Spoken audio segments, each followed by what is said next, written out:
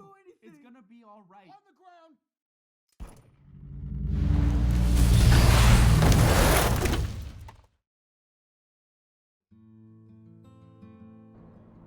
Welcome to Boundary Break, the show where we basically take the camera anywhere we want and try to find secrets and discoveries in our favourite games. For this mock-up, I thought I'd try poking around Life is Strange 2, and I'll credit the freecam to IDK31 on the Steam forums, who's worked to make freecams for a bunch of the Don't Nod and Telltale games. So first up, we have the opening area of Seattle, and straight away the bus passengers seem to disembark in a very unusual way. I'm not even sure as to why the bus driver flies off like that. Oh, please.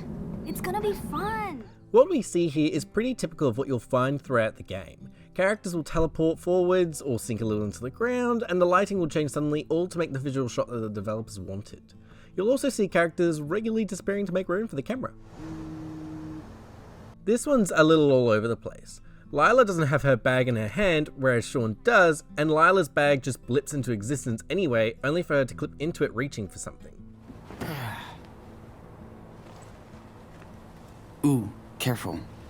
It won't be a surprise for Boundary Break veterans, but when Lila is riding on Sean's hand, the writing is actually just swapped out when it's not in view of the player. C-O-N-D-O.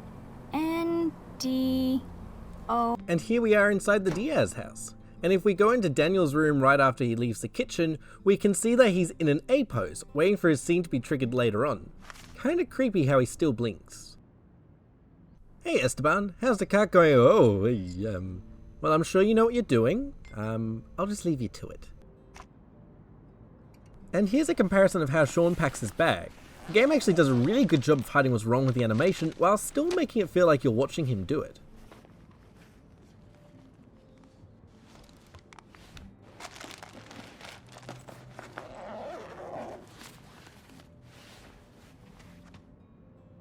Finally ready to go. Now this is something I puzzled over for a while. Where was Lila during this call? Well, after looking around the map for a bit with time stopped, I managed to find this weird little box, and lo and behold, this is Lila's room. It looks like it just projects a view from where her laptop would be if there didn't need to be a camera there. Her room also seems to reuse a few assets, such as the man bottle from the Diaz house and the chocolate bar wrappers. Here we can see that the debris during the shootout snaps into place just before the screen cuts to black. And here we see that Sean knows the arts of levitation, apparently, as he flees with his brother.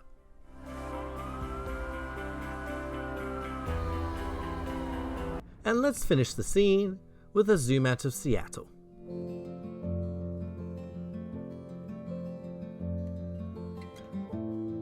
Now of course, I know what you want to see when you click on a Boundary Break video about Life is Strange. You want to see how Daniel starts the Arcadia Bay scene sleeping in mid-air before returning to the car with his eyes wide open.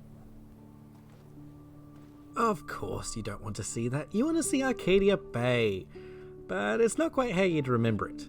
The houses are low poly blocks and the cars are just a plain white brick with light sources that give the illusion of cars from far away.